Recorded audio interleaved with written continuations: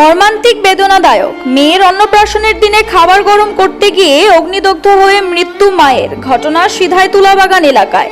সোমবার মেয়ের অন্নপ্রাশন ছিল। এদিনই মেয়ের খাবার গরম করতে গিয়ে অগ্নিদগ্ধ হয় গৃহবধূ শিপ্রা সরকার। বাড়ির লোকজন তাকে সঙ্গে সঙ্গে আগরতলা জিবি হাসপাতালে নিয়ে যায়, যদিও শেষ রক্ষা হয়নি।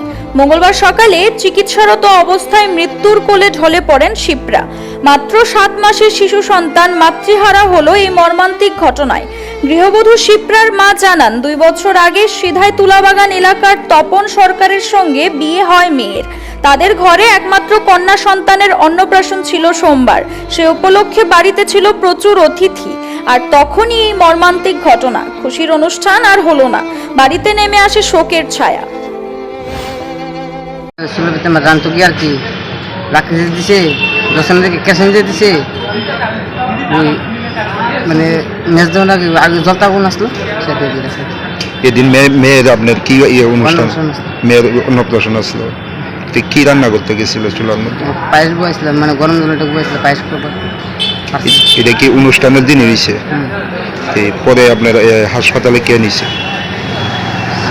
আমার ভাই বোন আছে, আমার বোন আছে, আমার ভাই আছে। কোন হাসপাতাল নিচ্ছে? জীবিত আনার পর মৃত্যু হিসেবে কবে? বর্তমানে আপনার মেয়েটা কই আছে? বাড়িতে। কার কাছে আছে? আমার বাড়িতে আমার বাগনি আছে, আমার বোন আছে। এত ছোট মেয়ে মানে মা ছাড়া কিভাবে থাকেনি? কান্না বুঝে পরে আর কি 7 মাস। 7 মাস বয়স। মিসেজের নাম কি? আপনার বউয়ের নাম কি? শিপ্রা সরকার। বয়স কত? 21। বাড়ির ভিতরে অন্নপ্রাশন গেছিলাম 11 তারিখ। গেছে আমরা চুলার ভিতরে গেছে, আবুল খাওয়ান গরম করতো। এরপর দেখেন চুলার থেকে আগুন লেগে গেছে, চুলিতে করতে পারি। প্রথমে কে দেখছে বিষয়টা? বিষয়টা হতাম ছেলে জানার বাগনি দেখছে আর কি। বাগনি দেখে আগুন লাগছে তো কোনো চুলি টিলে আয় না। বাগনি এসে মামি ছেলে আগুন লাগবে, এনে দৌড়া দৌড়িয়ে সবাই হয়েছে বাড়ির ভিতরে একটা অনুষ্ঠান। এই নাতির অন্নপ্রাশন কবে আসছিল? 11 তারিখে। এদিনই কি আগুনটা লাগবে গায়ে? পরে আপনারা কোন হাসপাতাল নিচ্ছিলেন? GB hospital.